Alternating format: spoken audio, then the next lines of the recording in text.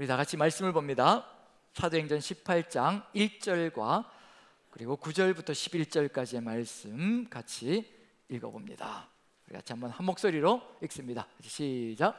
그 후에 바울이 아덴을 떠나 고린도에 이르러 밤에 주께서 환상 가운데 바울에게 말씀하시되 두려워하지 말며 침묵하지 말고 말하라. 내가 너와 함께 있음에 어떤 사람도 너를 대적하여 해롭게 할 자가 없을 것이니 이는 이 성중에 내 백성이 많음이라 하시더라. 1년 6개월을 머물며 그들 가운데서 하나님의 말씀을 가르치니라. 아멘, 아멘. 예, 드디어 아덴에서 또 고린도라는 장소로 옮겼습니다.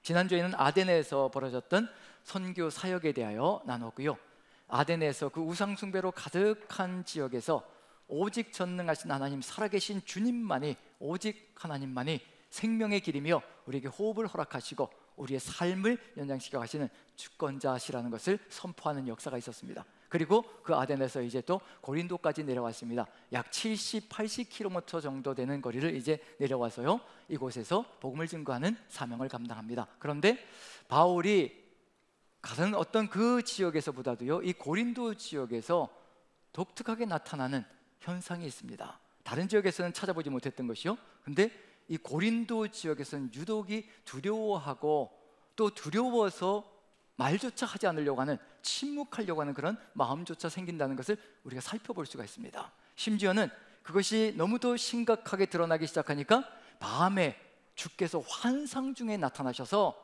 두려워하지 말며 침묵하지 말며 말하라라고 선포하실 정도로, 그렇게 용기와 담대함을 심어주셔야 할 정도로 지금 바울이 뭔가를 두려워하고 있으며 그리고 침묵하려고 하고 복음을 증거하는 것을 멈추려고 하고, 그런 현상이 지금 바울의 사역 속에 등장하고 있습니다. 다른 곳에서는 찾아볼 수 없었던 현상입니다.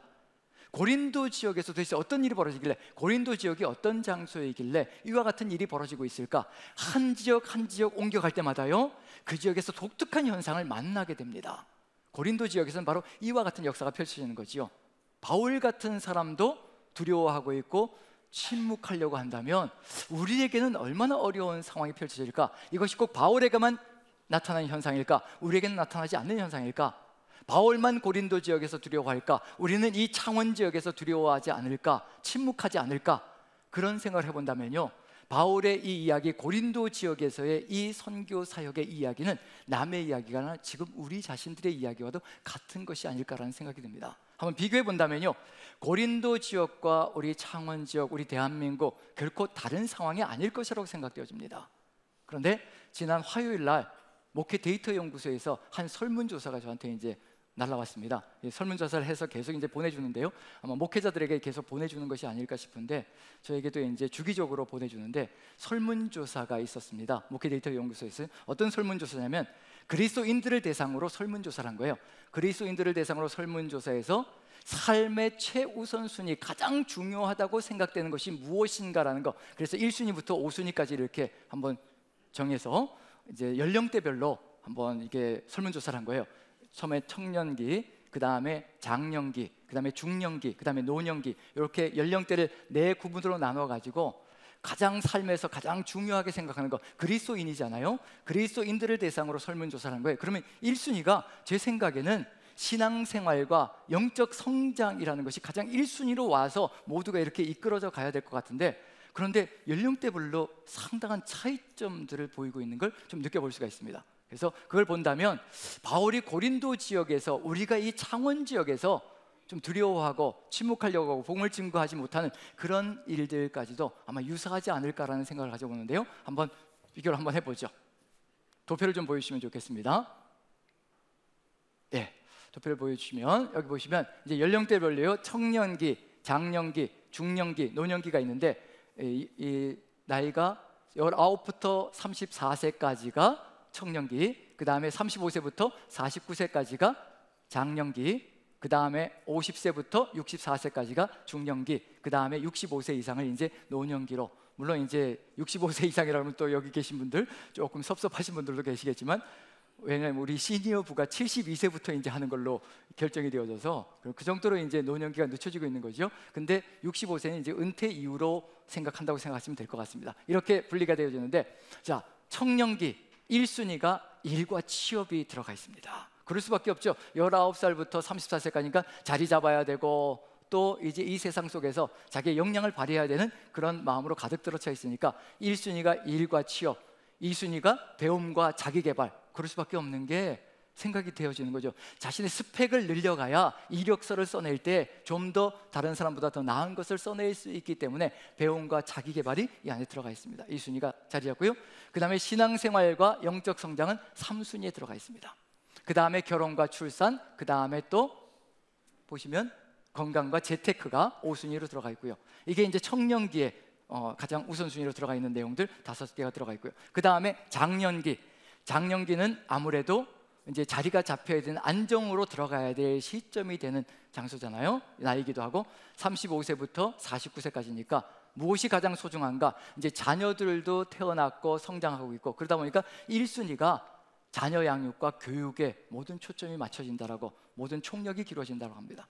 그 다음에 두 번째 이제 중년기로 들어가는 시점에 들어가기 시작하니까 건강에 대한 염려도 상당히, 왜냐하면 세상 속에서 계속해서 살아가야 되니까 건강에 대한 염려도 들어가 있고, 그리고 또 이제 좀 부도 축적해야 되고, 그 다음에 또 안정적으로 살아가야 되니까 재테크가 세 번째 자리를 차지합니다. 그리고 나서 네 번째 가서야 신앙생활과 영적 성장이 자리 잡습니다. 그 다음에 일과 취업이 마지막으로 자리 잡고요. 그래서 지금 교회마다 가장 적은 인원수의 연령대가 바로 이 장년기 연령대라는 생각이 듭니다. 무엇이 우선순위인가만 봐도 장년들의 관심권이 무엇인지 느껴지는 거죠. 신앙생활과 영적 성장보다는 지금 안정을 취하는 것이 가장 중요한 요소로 자리 잡고 있는 것이 아마 장년층들의 그런 삶의 모습이 아닌가 하는 생각이 듭니다. 그 다음에 또 중년기에 있는 모습을 본다면 가장 첫 번째로 오는 게 이제 계속해서 이 삶을 유지해 가야 되니까 건강이라는 것이 가장 먼저 자리 잡고요. 그 다음에 은퇴와 노후 준비, 이제 은퇴 시점으로 다가가니까 은퇴와 노후 준비에 이제 총력을 기울이기도 합니다. 세 번째가 바로 신앙생활과 영적 성장, 그 다음에 재테크, 일, 취업, 이 순서를 갖습니다. 그 다음에 이제 노년기가 되면 이제 모든 것이 1순위가 신앙생활이 될 것 같은데, 그때는 또 건강이라는 것이 계속 이제 우리 발목을 잡기 때문에 건강이 1순위가 되고, 2순위, 그래도 노년기가 제일 낫죠. 2순위가 신앙생활과 영적 성장으로 들어와 있으니까. 그리고 3순위 은퇴 노후 대비 인간관계, 배움과 자기개발이 이제 5순위로 들어가고요.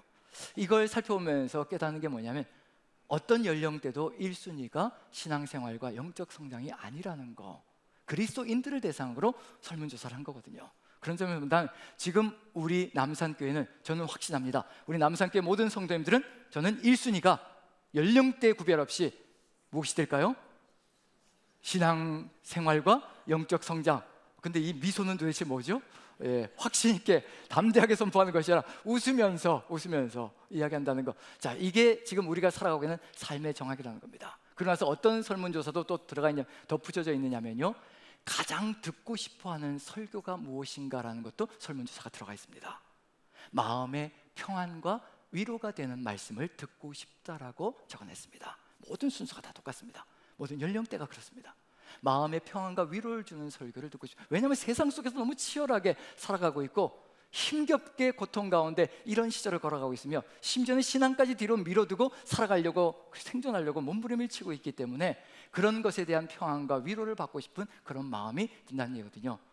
말씀을 준비하는 자로서, 하나님의 말씀을 전해야 되는 자로서, 목회자로서 말씀을 준비할 때마다 치열하게 싸우는 게 바로 이겁니다.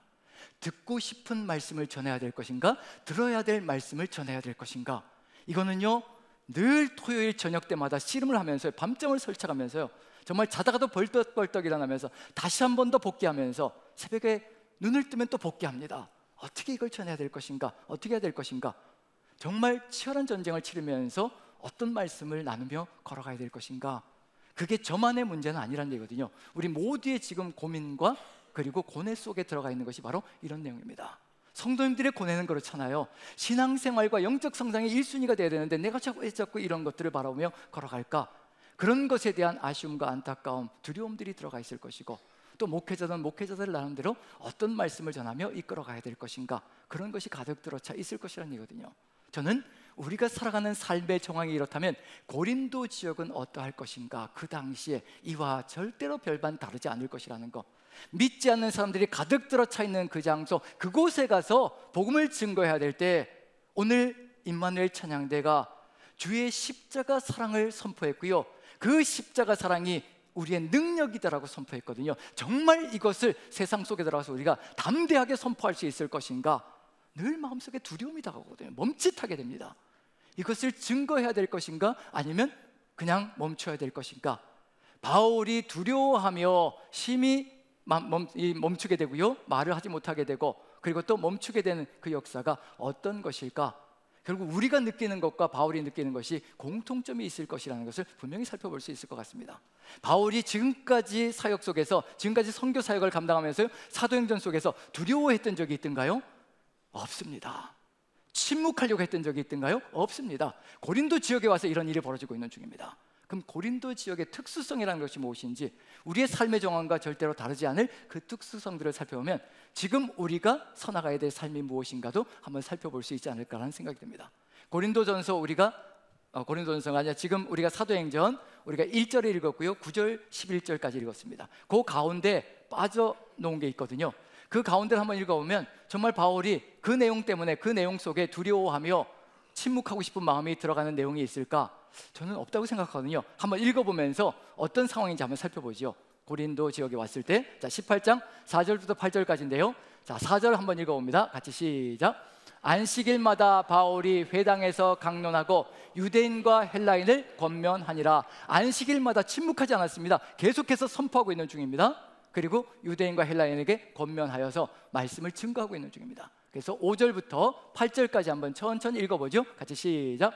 실라와 디모데가 마게도냐로부터 내려오매 바울이 하나님의 말씀에 붙잡혀 유대인들에게 예수는 그리스도라 밝히 증언하니, 그들이 대적하여 비방하늘 바울이 옷을 털면서 이르되 너희 피가 너희 머리로 돌아갈 것이요 나는 깨끗하니라. 이후에는 이방인에게로 가리라 하고 거기서 옮겨 하나님을 경외하는 디도 유스도라 하는 사람의 집에 들어가니 그 집은 회당 옆이라. 또 회당장 그리스보가 온 지방과 더불어 주를 믿으며 수많은 고린도 사람도 듣고 믿어 세례를 받더라. 여기까지가 우리가 9절, 밤에 환상 중에 주께서 나타나셔서 두려워하지 말며 침묵하지 말고 말하라 라고 얘기하기 전에 상황입니다. 두려워하고 있다는 느낌이 전혀 안 들거든요. 유대인들에게도 담대하게 복음을 받아들이지 않자 신발에 먼지를 떨면서요, 이제 이방인들에게 갈 것이라. 그리고 이방인들에게 가서 열심히 선포하는 내용이 그 안에 들어가 있습니다. 그러면서 어떤 열매도 있냐면 또 회당장 그리스보가 온 지방과 더불어 주를 믿으며 수많은 고린도 사람도 듣고 믿어 세례를 받더라. 수많은 사람들이 믿음으로 나오고 있는 역사가 펼쳐집니다. 그런 상황 속에서 두려워하며 침묵할 이유가 없다는 느낌이 들거든요. 지금까지도 단 한 번도 침묵했던 적이 없습니다. 두려워했던 적이 없습니다.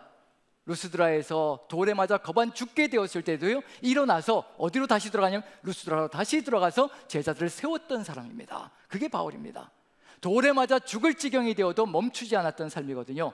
거기에 덧붙여서 빌립보에서 옷이 찢어지고 그리고 매를 맞고 피가 터져도요, 빌립보 감옥 안에서 찬송하며 기도했던 사람이 바로 바울과 실라라는 사람입니다. 두려움이라는 걸 몰랐고요, 침묵이라는 것을 몰랐습니다. 근데 고린도 지역에 와서 이런 일이 벌어지고 있는 중이거든요. 어떤 상황일까? 어떤 마음일까? 어떤 일들이 벌어지고 있길래 바로 이와 같은 일들이 벌어지고 있는 중일까? 아마 우리의 상황과 또 비교해 본다면 유사하지 않을까라는 생각이 듭니다. 먼저 무엇을 정확하게 알아야 할 필요가 있냐면 고린도 지역이 어떤 지역인지 우리의 지금 현재 삶의 정황들과 한번 비교해 본다면 무엇이 가장 우선순위에 들어가 있는지, 성도들도 마찬가지고요, 우리도 그리스도인이 되어서 기나긴 시간을 살아가고 있는 중이거든요. 청년기부터 시작해서 장년기, 노년기까지요. 그런데 1순위가 무엇이 되어져 있는가? 2순위가 무엇이 되어져 있는가? 삶에 가장 중요하게 생각하는 것이 무엇인가? 그리스도인이 되어서 살아가고 있음에도 불구하고 1순위가 신앙생활과 영적 성장이 아닌 것으로 설문조사가 드러나고 있습니다. 그렇다면 고린도 지역 사람들은 어떨 것인가? 무엇이 가장 삶의 1순위가 되어 있을 것인가? 아마 고린도 지역의 특수성을 한번 생각해 본다면요, 어떤 생각으로 가득 들어 차 있는지를 한번 살펴볼 수 있지 않을까라는 생각이 듭니다. 먼저 지도를 보여주시면요, 자, 고린도 지역, 저렇게 파란 것으로 타원형으로 되어 있는 것이 바로 고린도 지역입니다. 바로 아테네부터 시작해서 고린도로 내려오는 것, 아마 그 거리가 한 70, 80km 정도 됩니다. 그 거리를 내려와서 고린도 지역이 있는데, 고린도 지역의 특수성은 뭐냐면요, 저 좁은 지역 있죠, 아테네하고 고린도하고 연결시키는 그 좁은 지역, 바다와 바다가 거의 가까이 만날 것 같은 그 좁은 지역이 있죠. 저 좁은 지역이 고린도 지역의 특수성이라는 겁니다. 저렇게 병목처럼 좁은 지역이 어떤 특징이 있냐면 바로 양쪽으로 항구가 있어요. 양쪽으로 항구가 있고 이쪽 편에는 아시아권이거든요. 동양권입니다. 아시아권에서 모든 좋은 문물들이 배를 통해서 고린도로 들어옵니다. 고린도 항구로 들어오고요. 저쪽 반대편은 또 서바나 지역, 그리고 로마 지역에서 좋은 문물들이 또 고린도 지역으로 들어옵니다. 동서양의 만남이 이루어지는 장소, 문화와 문물이 만나고요, 모든 화려한 것들이, 물품들이 만나는 장소가 바로 고린도라는 지역입니다. 얼마나 화려할지 짐작이 가시죠. 모든 문물들, 무역이 왕성하고요, 그리고 배들이 정박하게 되고, 그렇게 되면 상인들이 바글거리게 되고, 그렇게 되면 이제 모든 좋은 것들을 서로 나누고 공유하면서 서로 물건이 매매되는 그런 역사가 펼쳐지는 장소가 바로 고린도라는 장소입니다. 그리고 어떤 현상이냐면, 지금 고린도 운하라고 되어 있죠. 저기 밑에 보시면 고린도 운하가 지금은 뚫어져 있습니다. 세계 3대 운하에 포함되어지는 거거든요. 고린도 운하가 뚫어져 있습니다. 저 병목의 거리가 굉장히 짧습니다. 6km 정도밖에 안 됩니다. 그러니까 얼마나 유익한지, 양쪽의 문물이 얼마나 쉽게 교류할 수 있는지 짐작이 가는 거죠. 저 6km 정도 되는 거리를 저렇게 운하를 뚫어놨는데, 저것은 뚫어놓은 지가 얼마 안 됩니다. 1800년대 저 운하가 뚫려진 겁니다. 네로 황제 시절에도 죄수 2000명 정도를 동원해가지고 저 운하를 뚫으려고 하다가 기술력의 부족으로 포기하고 결국 1800년대가 되어서야 이제 저 운하가 뚫렸거든요. 하지만 6km 정도밖에 안 된다는 장점을 가지고 있거든요. 그래서 무엇이 발달했느냐면, 위에 보시면, 저 운하 위에 보시면요, 바울 당시에 디올코스라는 저런 도로가 만들어져 있습니다. 배를 옮기는 도로예요. 저 6km 정도 되는 거리를 이쪽 항구에서 배가 오고 저쪽 항구에서 배가 오면요, 저 육지로 배를 옮기는 겁니다. 물건들을 내리고 배를 옮겨서 서로 양쪽 편으로 옮겨주는 역할을 합니다. 디올코스라는 길인데 바위로, 돌로 길이 만들어져 있고요, 그 길 위로 이제 운행하는 마차가 있어서 이제 배들을 싣고 배를 옮겨주는 장소거든요. 이렇게 하면 유익이 뭐냐면요, 저 빨간 걸로 화살표가 되어 있는 거 있죠. 저 거리로 배들이 돌지 않아도 그 육지로 안전하게 이동할 수 있다는 얘기거든요. 저 빨간 화살표로 되어 있는 것이 320km 정도 되는 거리입니다. 굉장히 위험한, 풍랑이 일고 파도가 일고 굉장히 바람이 폭풍이 일고 이런 장소로 이동하면서 배들이 파선 한번 내면 굉장히 망하는 거죠. 그런 점에서 저런 위험한 거리를 가지 않고 고린도에 와가지고 배를 정박하고 육지로 저렇게 옮겨서 이동하는 거리를 만들어갑니다. 그럼 무슨 일이 벌어질 것인가? 수많은 일거리들이 가득 들어차 있다는 겁니다. 고린도 지역은 그런 지역입니다. 일거리들이, 가기만 하면 일거리들이 풍족해서요, 그곳에 가면 뭔가를 이뤄낼 수 있는, 부자가 될 수 있는 장소가 바로 고린도라는 지역이거든요. 그래서 사람들이 몰려드는 장소입니다.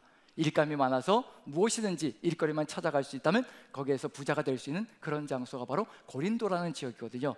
그래서 고린도라는 지역에 오면 뭐를 이뤄갈 수 있냐면, 우리 시대로 따지면 다른 것이 되겠지만 고린도 지역에 오면 고린도 드림이라는 것을 이뤄갈 수 있다는 겁니다. 우리가 과거에 어디로 가면 꿈을 이룰 수 있다고 생각했던가요? 우리 대한민국이 아니라 어디로 가면? 미국으로 가면, 그래서 아메리칸 드림이라는 것이 있었습니다.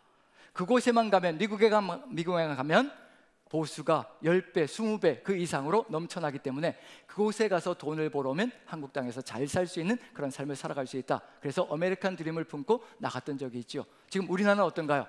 지금 현재는 동남아시아에서 어디로 오면 부자가 될 수 있다라고 이야기를 하고 있나요? 코리안 드림을 꿈꾸면서 우리나라로 오는 수많은 사람들이 있습니다. 우리나라면 정말로 말 그대로 보수가 10배 이상, 20배까지 되거든요. 제가 미얀마로 갔을 때, 미얀마 선교사에 갔을 때 군정 시절이라서 물가가 굉장히, 인플레이션이 높아서요, 사람들이 살기가 굉장히 어렵습니다. 환율이 굉장히 급등했고요. 그런 점에서 우리나라에서 버는 돈이면 그곳에서 버는 돈의 20배, 30배 되는 그런 보수가 된다는 얘기거든요. 그래서 한국에 오면 잘 살 수 있다는 그런 마음을 가지고, 꿈을 가지고 오는 사람들이 가득히 들어차 있습니다. 그 당시에 고린도가 바로 그와 같은 장소입니다. 그래서 저곳에 가면 부자가 될 수 있고 돈을 벌 수 있고 어느 누구든지 어느 누구든지 인생 역전을 만들어 갈 수 있다고 꿈을 꾸었던 장소가 바로 고린도라는 지역이라는 점에서 그들의 우선순위가 무엇일까? 마음속에 품고 살아가는 최고의 우선순위가 무엇일까? 바로 돈이요 물질이라는 얘기거든요. 그런 장소가 바로 고린도라는 지역입니다. 하나님의 복음에 대해서는 관심조차 없고 그리스도인으로 살아가는 것에 대해서는 관심조차 없는 장소가 바로 고린도라는 지역이라는 점에서 이런 장소에서 어떻게 말씀을 증거해야 될 것인가, 그 마음이 어떨 것인가 살펴본다면요, 그 바울의 마음속에 들어가는 것이 어떨 것인가도 한번 생각해 볼 수 있지 않을까 하는 생각이 듭니다. 지금 우리가 살아가는 삶의 정황 속에서도 우리의 입술을 통해서 정말 세상 속에 들어가서 무엇을 전하는 것이 가장 중요할까? 어떤 말을 전하는 것이 가장 편하고 좋을까?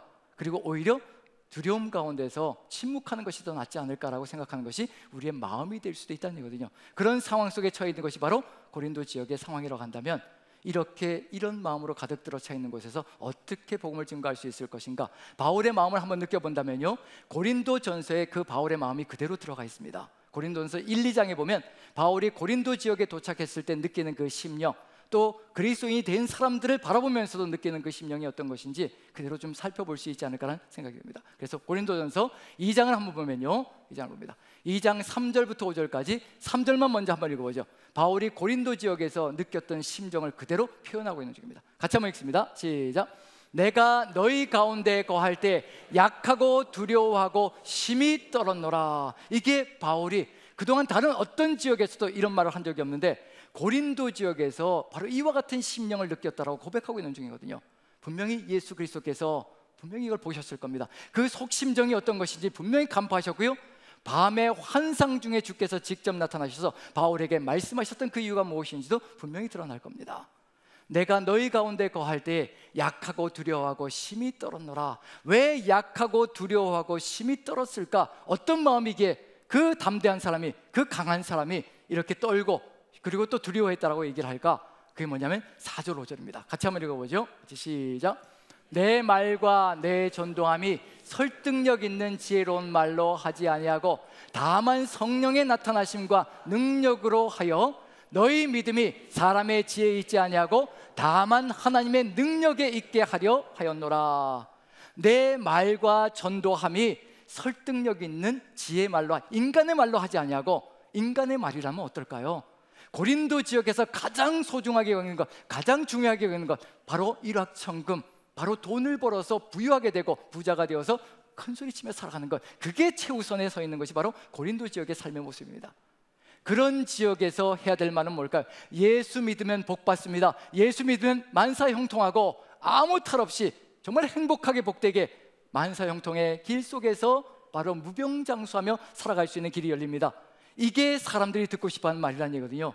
지금 우리가 살아가는 삶의 정황 속에서도 세상 사람들이 뭘 듣고 싶어 할까요? 예수 믿고 복 받으라는 이야기를 좋아하지, 예수 믿고 십자가의 길을 걸어갑시다라고 얘기하는 것은 절대로 좋아하지 않을 거라는 얘기거든요. 그런 상황 속에 들어가 있는 삶 속에서 전해야 될 내용이 무엇일까?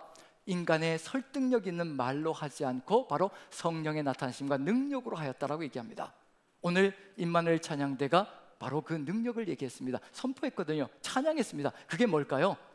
1, 2절에 그 하나님의 능력이 무엇인지 1절, 2절 바로 이걸 전해야 되기 때문에 바로 심히 두렵고 떨었다라고 고백하고 있는 중입니다. 1절, 2절을 한번 보시죠. 같이 한번 읽어봅니다. 1, 2절 같이 읽죠. 시작. 형제들아, 내가 너희에게 나아가 하나님의 증거를 전할 때 말과 지혜의 아름다운 것으로 아니하였나니 내가 너희 중에서 예수 그리스도와 그의 십자가에 못 박히신 것 외에는 아무것도 알지 아니하기로 작정하였습니다. 무엇이 능력이라고 선포하고 있는, 바로 예수 그리스도의 십자가가 유일한 능력이라는 것을 얘기하고 있는 중입니다. 왜 그럴까요? 아무리 많은 돈을 벌고 성공하고 행복하고 부귀영화를 누려도 그것이 우리에게 영생을 가져다 주지 않는다는 겁니다. 바울은 이미 체험했거든요. 예수 그리스도의 그 십자가가 우리를 영생의 길로 이끌어가고 바로 구원의 길로 이끌어간다는 것, 그 유일한 그 복음의 그 진리가 바로 고린도 지역에서 1순위가 되지 않고 고린도 지역에서 늘 뒤로 밀려나는 그런 상황 속에서 살아가고 있는 삶의 모습들 속에서 정말 이것을 전해야 될 것인가 전하지 말아야 될 것인가, 그리고 전할 때마다 부딪혀오는 강력한 저항들, 그런 것을 분명히 느꼈을 것이라 생각되어집니다. 우리 그리스도인들도 지금 그리스도인으로 살아가면서 긴 세월을 살아가면서 1순위가 신앙생활과 영적 성장이 아니거든요. 그런 상황 속에서 예수 그리스도의 십자가만이 우리의 삶의 길이요, 우리가 걸어가야 될 삶이라는 것을, 생명이라는 것을 증거한다는 것이, 이것이 쉬울 것인가? 고린도 지역에서 그걸 선포하는 것이 정말 쉬울 것인가 생각해 본다면, 바울의 심령 속에 들어와 있는 그 두려움과 침묵하고자 하는 그 마음이 어떤 것인지도 느껴볼 수 있지 않을까 하는 생각이 듭니다. 여기서 분명한 건 뭐냐면요, 예수 그리스도의 십자가만이 우리에겐 구원이요 생명이라는 것, 그것이 우리의 삶 속에 가득 들어찰 때 새로운 길로 나아갈 수 있다는 것을 분명히 증거해야 되고 선포해야 되는 것이 바울의 사명 속에 들어가 있습니다. 예수님께서 심판받으신, 예수님께서 멸망을 길로 간 그 십자가가, 정말 처참하고 처절한 그 십자가가 우리에게는요 구원의 길이라는 것, 유일한 길이라는 것. 하지만 세상 사람들은 절대로 십자가를 사랑하지 않을 것이라는 것, 십자가를 흠모하지 않을 것이라는 것. 왜 그러냐면요, 한번 1장을 봅니다. 고린도전서 1장으로 들어가 보죠. 1장 18절 같이 한번 읽어봅니다. 18절 같이 시작. 십자가의 도가 멸망하는 자들에게는 미련한 것이요 구원을 받는 우리에게는 하나님의 능력이라. 멸망받는 사람들에게는 미련한 것으로 등장할 겁니다. 십자가의 도, 그 십자가에서 모든 것을 다 내어주신, 죽음으로 끝나버리신 그 예수 그리스도가 바로 세상 사람들, 믿지 않는 사람들, 그리고 또 멸망하는 자들에게는 이것은 미련한 것으로, 도저히 따라가고 싶지 않은, 따라가서도 안 되는 것으로 치부해버릴 것이라는 얘기고요, 구원받는 우리에게는 하나님의 능력이라. 이것이 바로 그 사랑이 우리 안에 들어올 때, 십자가의 그 사랑이 우리 안에 내리꽂힐 때, 우리도 그 삶을 살아가며 이 세상 속에서 1순위가 물질이 아니고, 1순위가 건강이 아니고, 1순위가 자녀가 아니고, 바로 예수 그리스도를 구주로 섬기며 나가는 그 삶이 1순위가 될 때, 그 다음으로 무엇이 따라올 것인가? 돈도 가장 아름답게 사용할 수 있을 것이고요, 자녀들도 아름답게 세워갈 수 있을 것이고요, 우리에게 주신 모든 성공까지도 가장 아름답게 사용하여서 하나님의 뜻을 이루어가는 존재로 서나갈 수 있을 것이라는 거, 그걸 알려주고 있는 중이거든요. 순서가 어떻게 되느냐에 따라서 돈이 1순위가 되고 성공이 1순위가 되고 다른 것들이 1순위가 된다면 우리의 삶의 길들은 그것에 끌려다니는 삶이 되고 말 것이라는 것을 분명히 보여주고 있는 중입니다. 지금 우리의 삶의 여정 속에서는 무엇이 우리의 삶의 1순위가 되어 있는지 그것을 생각해 본다면요, 이것으로 바꿔가야 되는 것, 바로 하나님의 뜻으로 바꿔가야 되는 것, 그것이 바로 우리의 삶의 길이 될 겁니다. 23절 같이 한번 읽어보죠. 같이 시작. 우리는 십자가에 못 박힌 그리스도를 전하니 유대인에게는 거리끼는 것이요 이방인에게는 미련한 것이로되. 십자가에 못 박힌 그리스도, 이 예수 그리스도만이 우리의 유일한 구원의 길이라는 것, 주님께서 우리 위해 모든 심판을 다 몸소 다 겪으셨다는 것, 그것을 선포하고 그 주님이 바로 우리의 구원자라는 것을 고백하며 나아갈 때 우리에게 새로운 생명과 새 길이 열려진다는 것을 분명히 선포하고 있는 중입니다. 그 외에는 절대로 없습니다. 오직 예수 그리스도의 그 십자가만이 우리의 구원의 유일한 길이라는 것을 선포할 수 있는 것, 그렇게 처참하게 죽은 그 메시아가 우리의 구원자라는 것을 증거하는 것, 그것이 이루어질 때요, 세상은 다른 길로 걸어갈 수 있는 역사가 펼쳐진다는 것. 하지만 유대인들에게는 거리끼는 것이고, 유대인들의 이방인들에게는 미련한 것, 거리끼는 것은 걸림돌이 되고요, 그 다음에 이방인들에게는 미련한 것이 됩니다. 예수 그리스도가 바로 십자가에 달린 메시아가 바로 그와 같은 것이라는 것을 알려주고 있는 중이거든요. 지금 우리는 세상 속에 들어가서 이 창원 지역에서 예수 그리스도를 어떻게 증거하고 있는지, 아예 두려움으로 침묵하고 있는지, 아니면 입술을 열어 예수 믿으면 복 받는다라고 얘기를 하고 있는지, 아니면 주님께서 우리를 위해 십자가 지셨고 우리가 그 길을 따라갈 때 이 세상에 가장 아름답게 정말 행복하게 복되게 걸어갈 수 있다는 것을 증거하며 나아가고 있는지, 그걸 살펴본다면요, 우리가 지금 걸어가는 삶의 길도 한번 돌아볼 수 있지 않을까라는 기대를 가져봅니다. 우리가 해야 될 일은 무엇일까? 24절이 바로 우리가 가야 될 길입니다. 같이 한번 읽어보죠. 시작. 오직 부르심을 받은 자들에게는 유대인이나 헬라인이나 그리스도는 하나님의 능력이요 하나님의 지혜니라. 그럼에도 불구하고 무엇이라고 선포하고 있는지, 어느 누구든지 거리끼는 것으로 미련한 것으로 치부하며 따라오지 않을지라도 오직 부르심을 받은 자들 있습니다. 이 창원 지역에도 부르심을 받은 자들이 있습니다. 아직 하나님의 백성으로 교회 생활을 하지 않지만, 믿음으로 나오지 않았지만 부르심을 받은 사람들이 분명히 있다는 겁니다. 그 부르심을 받은 자들에게는 유대인이나 헬라인이나 그리스도는 하나님의 능력이요 하나님의 지혜로 그 십자가 보혈의 공로를 고백하며 나오는 존재들이 분명히 있다는 것을 우리에게 알려주고 있는 중입니다. 그래서 밤에 환상 가운데 주님께서 나타나셔서 바울에게 선포하십니다. 선언하십니다.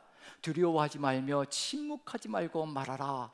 내가 너와 함께하며 어느 누구도 너를 해롭게 할 자가 없으며 대적할 자가 없을 것이라. 이 성중에 내 백성이 많다. 절대로 침묵하지 마라. 그 십자가 보혈의 공로로 나올 존재들이 이미 정해져 있다라고 얘기하고 계시는 중입니다. 지금 우리의 삶의 여정 속에서 분명히 기억해야 될 것이 바로 이겁니다. 우리는 지금 창원 지역에서 살아가고 있는 중이거든요. 저도 창원 지역에서 목회하고 있는 것이고 여러분들도 창원 지역에서 생활하고 있는 중입니다. 우리의 삶의 소명지는 바로 창원 지역입니다. 우리가 지금 태신자 초청 예배를 준비하고 있는 중이고요, 그 길로 나아가고 있는 중입니다. 지금 우리가 태신자를 품고 나간다는 것, 지금 우리는 이 창원 지역에서 두려워하며 침묵하려고 하고 있는지, 아니면 입술을 열어 주의 십자가 그 보혈의 공로를 찬양하며 한 사람이라도 더 주의 길에 들어서게 만들려 최선을 다하며 걸어가고 있는지 우리 자신을 살펴본다면요, 바울이 두려워할 때 주님께서 분명히 선포하신 것이 있습니다. 두려워하지 말라는 겁니다. 침묵하지 말라는 겁니다. 그리고 말하라는 겁니다. 주님께서 이미 예비하시고 이미 작정하시고 구원하시기로 계획한 사람이 있다는 겁니다. 내 백성이 이 성중에 많다. 저는 분명히 확신합니다. 이 창원 지역에 주의 백성이 많습니다. 오직 부르심을 받은 자들, 구원의 길로 이끌어 가시기를 소망하시며 인도해 가시는 수많은 생명들이 있다는 것을 마음에 새기며 입술을 열어 두려움을 떨쳐버리고 오직 주님께서 함께 하시는 그 역사로 우리도 입술을 열어서 주님을 증거할 때 바로 이 지역이 복음의 길로 나아가는 역사가 펼쳐질 것이라는 것을 마음에 새기며 우리 주님께서 우리에게 힘을 주시고 능력을 주실 겁니다. 저는 확신합니다. 바울에게 환상으로 임하셨다고 분명히 얘기하고 있거든요. 한번 생각해 보십시오. 바울이 어떻기 때문에 환상으로 보여주실까요? 우리가 환상을 자주 보던가요? 환상을 자주 보지 못하죠. 환상을 일생에 한 번도 보지 못하는 경우들도 있습니다. 그 이유가 뭘까요? 환상은 정말 절박하고 힘겨울 때, 이것이 아니면 이 사람을 세워갈 수 없을 때 보여주시는 것이 주님의 환상입니다. 우리에게는 이미 믿음을 주셨고요, 그 믿음으로 말씀을 주셨고요, 그 말씀으로 극복하며 나아갈 수 있는 모든 길들을 제공해 주셨습니다. 하지만 그것이 안 된다라고, 그것만으로 부족하다라고, 우리의 삶의 정황이 힘겹다라고 생각되실 때에는요, 바울에게 하셨던 것처럼 밤의 환상 중에 주께서 우리에게 말씀하시며 두려워하지 말며 침묵하지 말라, 그리고 말하라. 내가 너와 함께한다. 내가 너를 이끌어갈 것이라. 어느 누구도 너를 대적하지 못하게 만들어갈 것이라. 이 성중에 내 백성이 많다. 침묵하지 마라. 우리에게 말씀해 주실 겁니다. 우리의 삶의 정황 속에서 그 주님과 함께 나아가며 이 지역, 이 창원 지역에서 우리도 든든히 주의 길을 향하여 든든히 서나가고 오직 주님께서 주시는 그 마음으로 우리가 입술을 열어 주를 찬양하며 주를 증거할 때 주의 나라가 아름답게 확장될 것임을 마음에 믿으면서요, 우리가 걸어가야 할 길은 고린도 지역에서 필요했던 게 무엇인지 본다면 우리가 걸어가야 할 길도 알 수 있지 않을까 생각이 듭니다. 가장 긴 시간 1년 6개월을 그 장소에서 보냅니다. 더 많은 우선순위가 다른 것에 잡혀있고 다른 것을 따라가려고 하는 그 지역에서는요, 더 긴 시간이 필요할 뿐입니다. 하나님의 뜻이 이루어지기 위해서는 지금 우리에게도 역시 마찬가지입니다. 한 번 두드려서 안 되면 두 번 두드리고 고린도에서 1년 6개월 가장 긴 시간을 보내며 2차 전도에서 주님의 사명을 감당하고 있다면요, 우리도 역시 마찬가지입니다. 어쩌면 평생의 길을 통하여 내가 우선순위가 온전하게 잡혀가고 그리고 또 다른 사람들에게 그 우선순위를 또 증거하며 나아갈 때 오직 예수 그리스도의 나라가, 하나님 나라가 우뚝 서나가는 역사가 펼쳐질 것임을 마음에 새기며 오직 저와 여러분들 한마음 되어서 주님을 증거하며 주와 함께 나가는 삶이 되시기를 간절히 축원드립니다. 우리 같이 한번 기도했으면 좋겠습니다. 우리 주님께서 함께 해주셔서 우리 주님께서 주신 그 사명의 길 멈추지 않고 나아갈 수 있게 도와주시옵소서. 오직 주 예수 그리스도의 그 은혜, 그 십자가의 보혈의 공로를 절대로 멈추지 않고 오직 주의 뜻을 받들어서 주와 함께 동행하며 이 세상 속에서, 이 창원 지역 속에서 만나는 사람들마다 입술을 열어 주를 증거할 수 있게 도와주옵소서. 우리가 두려워하고 침묵하려고 할 때마다 주께서 함께하여 주시어서 세임 주시고 능력을 더하여 주시옵소서. 다 같이 한 목소리로 기도하겠습니다. 기도합니다. 사랑의 하나님, 우리 주님께서 함께하여 주시고 은혜를 더하여 주시어서 오직 주 예수 그리스도의 그 은혜가 우리 안에 가득 들어차 주님의 그 귀한 뜻을 이루어가게 부족함이 없도록 함께하여 주시옵소서.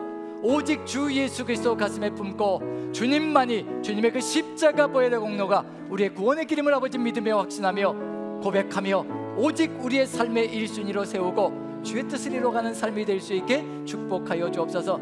이러한 삶을 통하여 한 생명이라도 주의 구원의 방주에 실는 그런 사명을 감당할 수 있도록 우리에게 힘주시고 능력을 더하여 주시며 주께서 함께하여 주시옵소서.